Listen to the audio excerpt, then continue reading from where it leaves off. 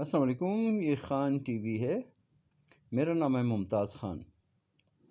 آج ہم بات کریں گے کہ آج جو شادیوں میں مشکلات آ رہی ہیں، پریشانیاں ہو رہی ہیں پاکستان کے اندر، وہ کیوں ہو رہی ہیں؟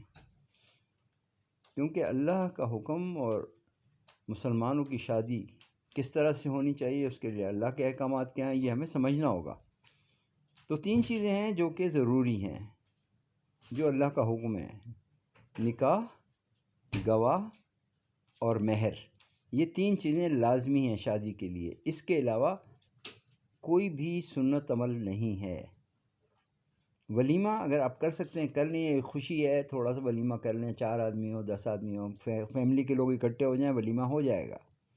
بارات خلاف سنت ہے۔ حضور نبی کریم صلی اللہ علیہ وسلم نے جتنی بھی شادیاں کیں، بارات نہیں تھی۔ لڑکی والوں کی طرف سے کھانا، لڑکی والوں کی طرف سے کھانا نہیں تھا، اور جہیز بھی خلاف سنت ہے۔ حضور صلی اللہ علیہ وسلم نے کوئی جہیز نہیں دیا، اپنی بیٹیوں کو کوئی جہیز نہیں دیا حضور نبی کریم صلی اللہ علیہ وسلم نے۔ اس وقت جو حالت ہے پاکستان میں، کنواری لڑکیاں ہیں 40 لاکھ، اور بیوہ خلا یافتہ طلاق والی عورتیں ہیں 60 لاکھ، یعنی کہ 1 کروڑ۔ اور یہ ہے یونائٹڈ نیشن کی رپورٹ، یہ 2021 میں ہوا، یونائٹڈ نیشن نے یہ رپورٹ بنائی، اور اب اس کی تعداد اور بڑھ گئی ہوگی۔ دوسری بات یہ ہے کہ اب لڑکے، جتنے نوجوان لڑکے ہیں، یہ ملک چھوڑ کے لاکھوں کی تعداد میں ہر سال باہر جا رہے ہیں، تو شادیاں تو اور مشکل ہو جائیں گی۔ ایک تو شادیاں مشکل ہو جائیں گی، پھر جو شادیاں ہوتی ہیں وہ چلتی نہیں ہیں۔ اب کتنے سینکڑوں کیسز جو ہیں عدالتوں میں ہیں، ہمارے اندر سے برداشت ختم ہو چکی ہے، ہم برداشت نہیں کرتے لوگوں کو۔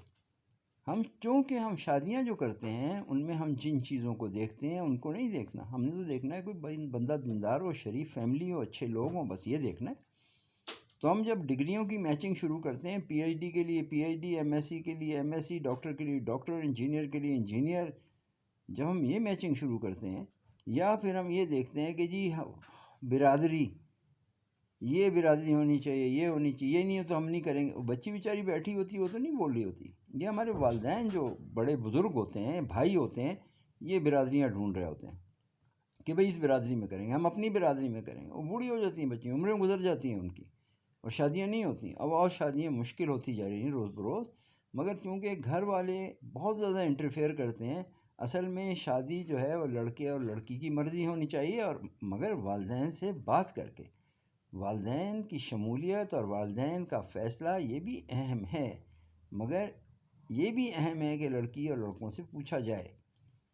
اور جب تک ہم یہ دیکھتے رہیں گے، ڈگریوں کی میچنگ ہوتی رہے گی، اور مکان آپ کا ہے یا آپ کا نہیں ہے، اور آپ کتنا پیسہ دیں گے، کتنا جہیز دیں گے، اور آپ کتنا مہر دیں گے، اور گاڑی ہے آپ کے پاس یا گاڑی نہیں ہے، آپ کے بیٹے کی کوالیفیکیشن کیا ہے، یہ پوچھتے نہیں ہیں۔ پوچھتے تو رہیں گے آپ، مگر بچیاں جو ہیں وہ بوڑھی ہو جائیں گی۔ اور کتنی ہی بچیاں، میں نے بتایا نا آپ کو، 40 لاکھ کنواری بیٹھی ہیں، اور 60 لاکھ بیوہ خلا یافتہ طلاق یافتہ بیٹھی ہیں، مگر ہم سوچ نہیں رہے اس چیز کو۔ وہ تو وقت گزر جائے گا، بوڑھی ہو جائیں گی عورتیں، لڑکے جا رہے ہیں ملک سے باہر، تو اور مشکل سے مشکل ترین ہوتا جا رہا ہے۔ تو اب یہ ہے کہ اگر ہم اللہ کے احکامات اور جناب رسول اللہ صلی اللہ علیہ وسلم کے طریقے پر چلیں گے، شادیاں آسان ہو جائیں گی، اور شادیاں چلیں گی بھی، وہ قائم رہیں گی شادیاں، اور گھر میں خوشیاں ہوں گی۔ اصل میں جو کام کرنے کا ہے شادی کے بعد، وہ عزت دینی ہوتی ہے، لڑکی کو بھی عزت چاہیے۔ یہ نہیں اگر وہ لڑکی گھر میں آ گئی تو والدہ صاحبہ سے کوئی بات ہو گئی چھوٹی موٹی، تو آپ نے کہا نہیں میری ماں سے اس نے یہ کہا اس لیے ختم۔ آپ پہلے دیکھیں، تحقیق کریں کیا ہے۔ اور سب سے بڑی بات، اگر یہ لڑکی کہتی ہے کہ میں نے آپ کے گھر میں، چاہے مجھے 1 کمرے کا مکان لے دیں، مجھے الگ لے کے رہیں، اگر آپ کے صاحب استطاعت ہیں تو الگ مکان لے کے رہیں، ضروری نہیں ہوتا والدین کی سب۔ والدین کی خدمت آدمی کے سپرد ہے، عورت کے نہیں ہے۔ والدین کی خدمت آدمی نے کرنی ہے، عورت نے تو نہیں کرنی۔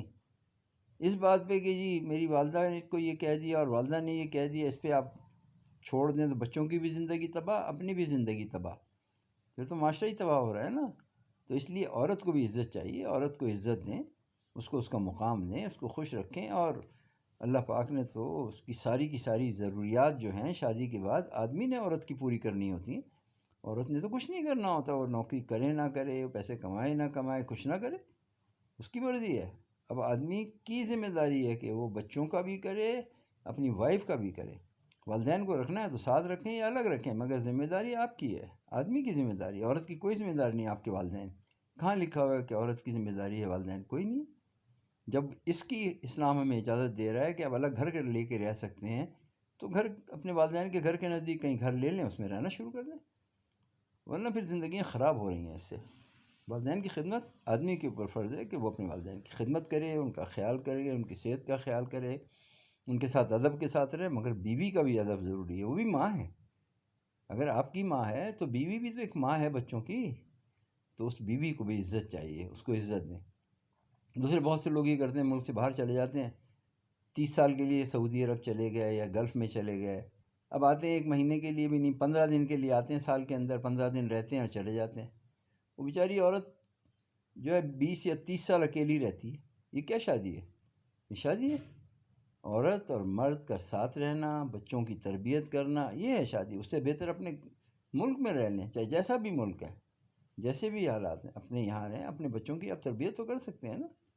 بچے ہی آپ کی سارا کے سارا اثاثہ ہیں، بچے ہی تو سب کچھ ہیں۔ تو بیوی بیچاری جو ہے وہ تو خوار ہو گئی، اس کو تو آپ نے ایک لا کر باندھ دیا بس کہ چلو جی تم میرے والدین کی خدمت کرو، اور آپ کھیتوں میں بھی کام کریں، آپ جانوروں کا بھی کام کریں، آپ گھر کے بھی کام کریں، سب کے کپڑے بھی پوری فیملی کے دھوئیں، میرے بھائیوں بہنوں کو بھی دھوئیں۔ یہ زیادتی ہے، یہ بہت بڑی زیادتی ہے، یہ نہیں کرنا چاہیے، یہ غلط ہے۔ تو تبھی جا کے ہمارا معاشرہ ٹھیک ہوگا اور فیملی اچھی زندگی گزار سکے گی۔